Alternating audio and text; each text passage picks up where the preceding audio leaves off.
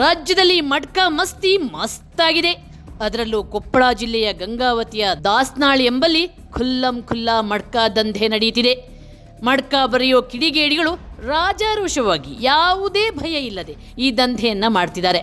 ಇದರಿಂದ ಗ್ರಾಮದಲ್ಲಿ ಚಿಕ್ಕ ಮಕ್ಕಳು, ಯುವಕರು ಈ ಚಟಕ್ಕೆ ಬಲಿಯಾಗ್ತಿದ್ದಾರೆ.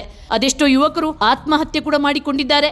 ತೆರೆದಿಟ್ಟ ಶೆಡ್ಡಿನಲ್ಲಿ ಕಿರಾಣಿ ಅಂಗಡಿಯಂತೆ ಮಡ್ಕ ದಂಧೆ ಗಲ್ಲಿಯಲ್ಲಿ ನಡೆಯುತ್ತಿದೆ ಎಂಬುದು ಗ್ರಾಮಸ್ಥರ ಆರೋಪವಾಗಿದೆ. ಮನೆಯಲ್ಲಿ ಅದವು, ಅಕ್ಕ ಪಕ್ಕದಲ್ಲೇನು ಅದವು.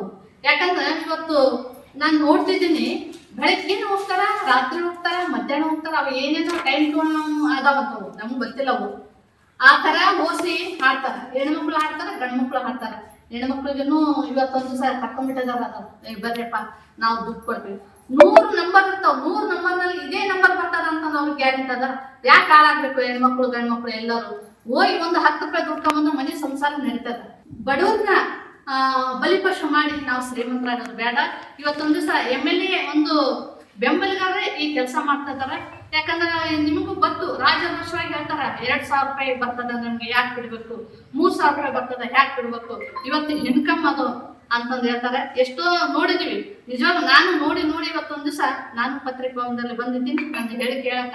ದುರಂತ ಅಂದ್ರೆ ಇಂಥ ಕೆಟ್ಟ ದಂಧೆಯನ್ನು ನಿಲ್ಲಿಸುವ ದಮ್ಮು ತಾಕತ್ತು ನಮ್ಮ ಪೊಲೀಸ್ ಇಲಾಖೆಗೆ ಇಲ್ಲದಾಗಿದೆ. ಗ್ರಾಮಸ್ಥರು ದೂರು ಕೊಟ್ಟರು ಪೊಲೀಸರಿಂದ ಯಾವುದೇ ಕ್ರಮ ಇಲ್ಲ. ಬದಲಾಗಿ ಪೊಲೀಸರೇ ದಂಧೆಕೋರರಿಂದ ಲಂಚ ಪಡೆದು ದಂಧೆಗೆ ಸಾಥ್ ಕೊಡ್ತಿದ್ದಾರೆ ಅನ್ನೋದು ಸ್ಥಳೀಯರ ಆರೋಪ. ಇಂಥ ನಾಲಾಯಕ್ ಪೊಲೀಸ್ ವ್ಯವಸ್ಥೆ ಇದ್ದರೆಷ್ಟು ಸತ್ತರೆಷ್ಟು.